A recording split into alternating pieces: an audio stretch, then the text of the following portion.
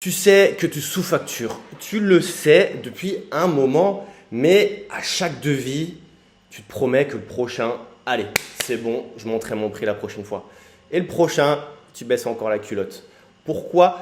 Dans cette vidéo, je vais te montrer un truc que personne dans le business aujourd'hui ne va te dire jamais. Le fait que tu sous-factures n'a rien à voir avec l'argent, rien du tout. Rien avec ton marché, rien avec ton concurrent, rien avec tes clients. Peu importe ce que tu penses, ça n'a rien à voir. Et tant que tu regardes du côté de l'argent, tu cherches au mauvais endroit. Et oui, parce qu'en fait, il y a une mécanique cachée derrière ton prix. Une seule. Et quand tu la vois, tu ne peux plus jamais faire un devis comme avant. Cette mécanique, elle est là. Avant la fin de cette vidéo, je te poserai 3 questions. 3 simples questions qui vont te déranger, ok, parce que c'est le but, je suis pas là pour te faire plaisir, et parce qu'elles vont te dire à toi exactement où tu as peur. Alors reste jusque là, c'est là que ça joue. Moi c'est Mario, sur cette chaîne je te montre les lois cachées qui gouvernent ton business en silence, celles que personne te dit parce que personne les voit ou que personne ne veut te le dire. Parce que moi je suis honnête, alors si tu veux arrêter de subir ton business et vraiment commencer à le voir autrement, abonne-toi, ça me ferait plaisir. Bon, on revient à ton devis. Regarde un prestat qui facture juste, pas un requin, juste quelqu'un qui est aligné.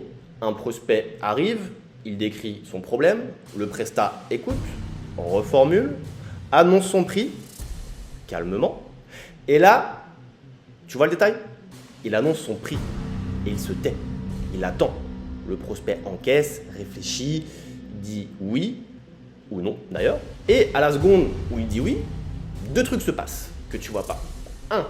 Le prestat est payé à la hauteur de sa propre valeur. 2. Il a de la marge. 3. Il livre sans se cramer. 4. Le client est content. 5. Il recommande. La boucle monte. 2. Plus important encore, le client qui a payé le vrai prix respecte le prestat. Il l'écoute, il l'applique, il obtient des résultats. Et un client qui obtient des résultats reste. Le bon prix, ce n'est pas juste plus d'argent. C'est un client plus engagé, un résultat plus fort, une relation plus longue. Tout part du prix, mon pote.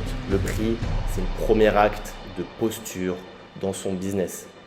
Et la posture, elle est ici. Alors maintenant, on part de la fin. Le désastre. Un prestat épuisé. Il bosse tout le temps, il ne gagne pas assez, il n'en peut plus. C'est peut-être toi d'ailleurs. Alors remonte d'un cran. Pourquoi tu ne gagnes pas assez? Parce que tes clients te paient mal. Donc remonte encore d'un cran. Pourquoi ils te paient mal? Parce que tu as mal annoncé ton prix. Et remonte encore un petit peu. À quel moment exact?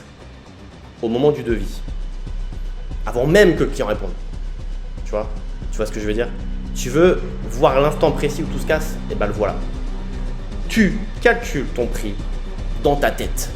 Tu te dis, c'est 2000. Et là, dans la demi-seconde avant d'écrire au client, une petite voix qui dit « Ouais, mais non, 2000 euros, c'est peut-être un petit peu trop. Il va me dire non. Bon, allez, 1500 pour être sûr de moi. » Voilà, c'est ce qui se passe. Te mens pas, c'est ça la mécanique. Tu la vois maintenant? Tu n'as pas baissé ton prix à cause du marché. Comme tu peux t'en excuser, tu l'as baissé pour acheter quelque chose. Tu as acheté la garantie de ne pas entendre un non. Tu as payé de ta propre marge. Tu as troqué ton cul pour ne pas avoir du non. Pour éviter un moment inconfortable de 3 secondes. Et si tu baisses ton prix pour éviter juste le non, alors ton prix, c'est pas la mesure de ta valeur. C'est la mesure de ta peur. Tu vois la différence? Donc, reformulons le vrai problème. Tu crois que tu as un problème de prix. Tu t'inventes des excuses. C'est mes concurrents, c'est le marché, je ne peux pas faire ça. Non, tu as un problème de rapport au non. Le prestat qui facture juste, ce n'est pas ce qu'il croit plus fort que toi. C'est qu'il a accepté une chose que tu refuses encore dans ta tête. Qu'un prospect puisse simplement dire non et que ce soit OK. Tant que le non est une menace, tu baisseras ton froc, donc ton prix, pour l'éviter. Encore. Et à chaque fois, tu te diras que c'est le marché, c'est les concurrents. Mais oui, mais vaut mieux gagner un petit peu moins que rien du tout. Ah, et ben non, ça se passe pas comme ça, frérot. Ton prix, il doit se redresser tout seul, sans technique. Parce que c'est ton prix, c'est comme ça. C'est jamais un calcul. C'est une posture qui prend la forme d'un chiffre. Ton prix, c'est la posture qui prend la forme d'un chiffre. Alors, écoute-moi bien. Je suis sûr que tu es dans ce cas. Et j'en ai vu plein passer comme ça. J'étais moi-même comme ça au début. Justement, pour conclure des deals. Parce qu'au début, effectivement, on est là, on en a besoin. Et je ne dis pas qu'il faut le faire au début. Forcément, au début, quand tu pars de zéro, tu n'as rien. Ok, là, tu peux un peu baisser la culotte. C'est normal. Il faut que tu gagnes de l'argent, il faut que tu puisses vivre.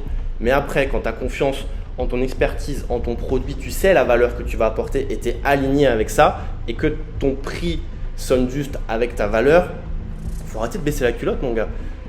Il y en a, ils baissent leur culotte tout seuls, comme j'ai dit, ça veut dire qu'ils sont là en call devant un client.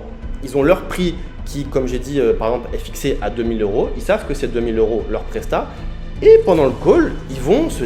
Comme j'ai dit, il y a une petite voix dans leur tête, voilà, un petit démon là qui lui dit mais non, 2000 euros ça va pas le faire avec lui, ça va pas le faire là, non, vas-y baisse un petit peu, tu vois. C'est ce mécanisme là, tu vois, qui te fait baisser à 1000 ou 1500 lors d'un closing à la place de 2000. Ça, c'est quand ça vient tout seul. Et après, peut-être que aussi tu vas avoir des clients qui en profitent, qui vont te dire directement pendant le call, ouais, tu peux peut-être me faire une petite remise, etc. Et là, tu baisses ta culotte direct. Pareil, faut arrêter les gars, faut arrêter de baisser sa putain de culotte dès qu'on se frotte à une objection du prix. Ça fait 6 ans que je suis dans le business et je peux te dire une chose.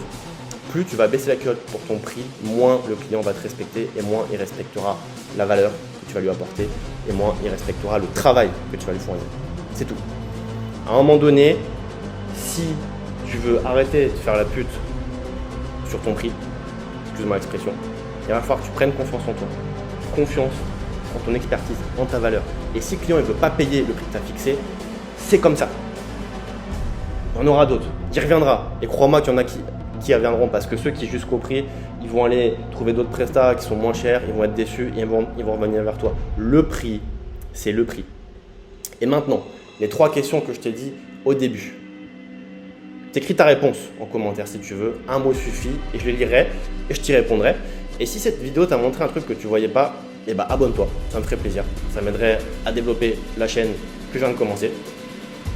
Quand est-ce la dernière fois que tu as baissé ta culotte lors d'un closing? De combien tu as baissé ta culotte en termes de prix? Calcule-le. Et combien ça te coûte à l'année de la baisser autant? Et je ne te parle pas simplement du prix, je te parle aussi dans ta tête. Combien ça te coûte dans ta tête? À bientôt.